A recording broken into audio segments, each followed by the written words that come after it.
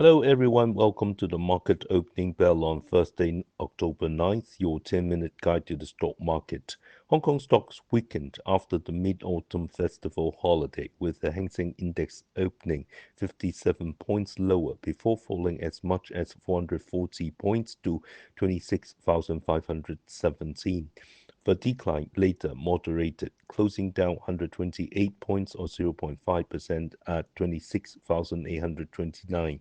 The H-share index fell 49 points or 0.5% to 9,523, and the Hang Seng Tech Index dropped 36 points or 0.6% to 6,514. Total market turnover was 173.8 billion Hong Kong dollars. The Hang Seng Index saw three consecutive days of decline, but found support at the 26,500 level, with A-shares resuming trading today and southbound capital flows returning.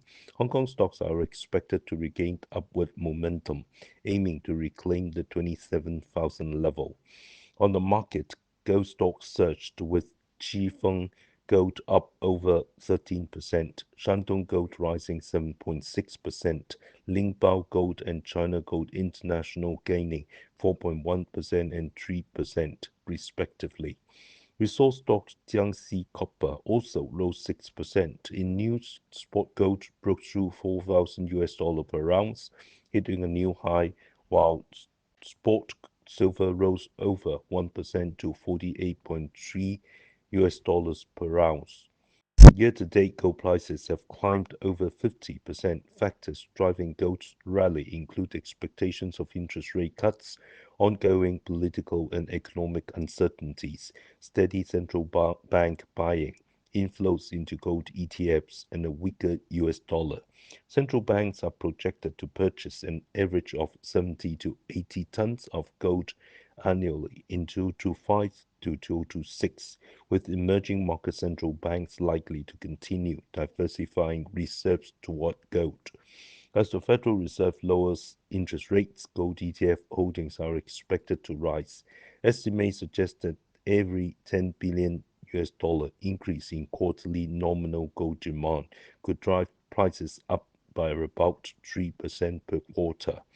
If investors shift even slightly from the 29 trillion US dollar US Treasury market to gold, the price surge could intensify.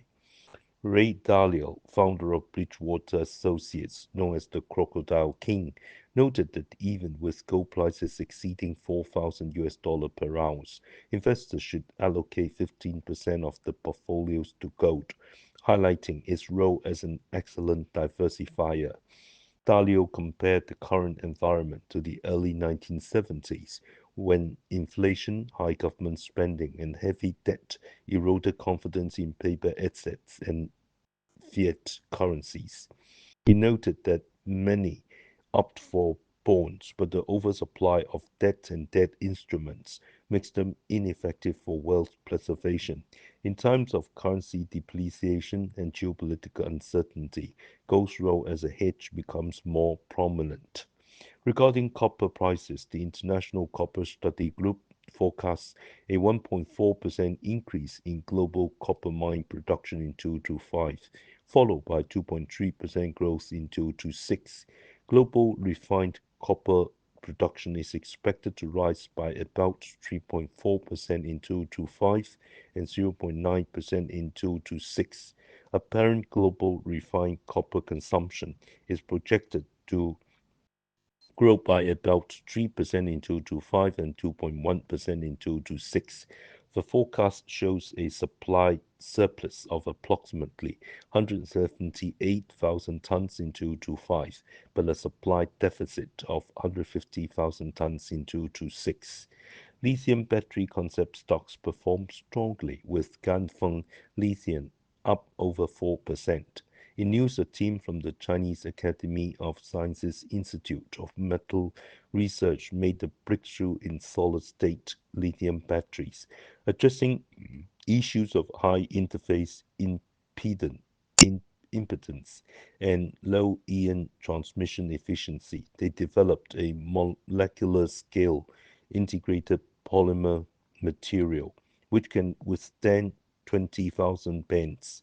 increasing battery energy density by 86% and offering a new approach for high-performance solid-state battery design. The findings were recently published in the journal Advanced Materials. On Wednesday, the U.S. Senate again rejected funding proposals from both Republicans and Democrats to end the government shutdown, which has now lasted 8 days with no signs of resolution. U.S. stock markets show mixed performance with the S&P 500 and Nasdaq both hitting new intraday and closing highs. The Nasdaq rose 255 points or 1.1% to close at 23,043. The S&P 500 gained 39 points or 0.6%, closing at 6,753, with the technology, utilities, and industrial sectors reaching new closing highs. The Dow Jones Industrial Average opened higher but closed nearly flat, down 1 point at 46,601. The Nasdaq Golden Dragon China Index, reflecting Chinese ADRs, rose 75 points or 0.9% to 8,716. Nvidia CEO Jensen Huang confirmed rising demand for computing power in recent months and the company's participation in the financing of Elon Musk's AI startup XAI, boosting its stock by 2%. Huang expressed surprise at AMD selling a 10% stake to OpenAI, with AMD stock surging 11.4%, making it the top performer among Nasdaq 100 components. Tesla launched affordable versions of the Model Y and Model 3, priced at $39,990 and $36,990 respectively. Despite market views that the pricing was too high, Tesla's stock rose 1.3%. Reports also indicated that Tesla has shelved plans to produce thousands of Optimus humanoid robots this year due to functionality issues with the robot's hands, requiring focused efforts on hand design and other improvements. The Federal Reserve released minutes from its September 16 to 17 policy meeting, indicating that officials broadly see increased risks in the U.S. job market, supporting further rate cuts, though some remain concerned about persistent high inflation. The minutes noted that most participants believe further policy easing may be appropriate for the rest of the year, but there is significant disagreement on the timing and pace of rate cuts. The Fed's next policy meeting is scheduled for October 28 to 29, with markets expecting a possible 0.25% rate cut. However, the partial government shutdown has delayed the September jobs report, and next week's consumer price data may also be postponed, adding uncertainty to further rate cuts. Our stock pick today is Abbisko, stock code 2256. Abbisko is a clinical stage biopharmaceutical company established in 2016, focused on researching, discovering, and developing innovative and differentiated drugs to address unmet medical needs for patients in China and globally. Since its inception, the company has strategically built a product pipeline comprising 22 drug candidates with 12 currently in clinical development. Its portfolio centers on small molecule drugs, primarily targeting precision oncology and immuno-oncology, while actively exploring expansion into non-oncology therapeutic areas. Since the beginning of 2025, Abbisko has made significant progress in multiple areas. Its lead asset, pimicotinib, a CSF1R inhibitor for treating TGCT, had its new drug application (NDA) accepted by China's National Medical Products Administration (NMPA). This application is based on data from the first part of the global phase 3 maneuver study, which showed that once daily pimicotinib achieved a statistically significant improvement in the primary endpoint of objective response rate (ORR) at week 25 compared to placebo. This NDA submission marks a major milestone, with pimicotinib's strong clinical efficacy, safety, and tolerability, positioning it as a potential best-in-class therapy for TGCT.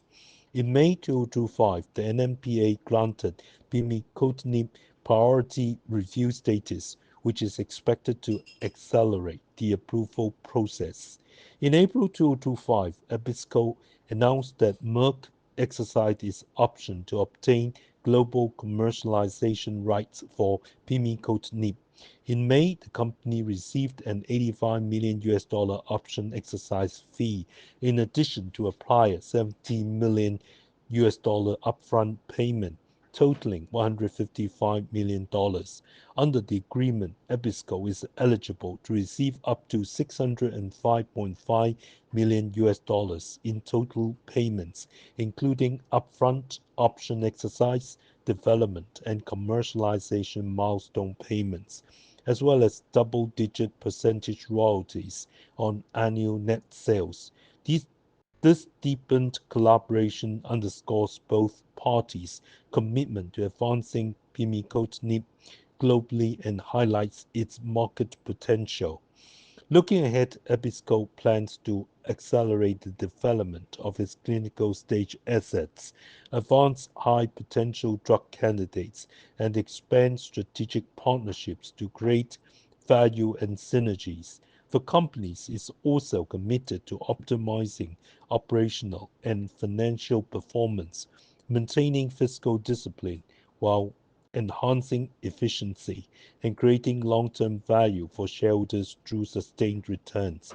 Investors are recommended to buy at 18.9 Hong Kong dollars with a target price of $21.2 and a stop loss at $17.9. I do not hold the aforementioned stock.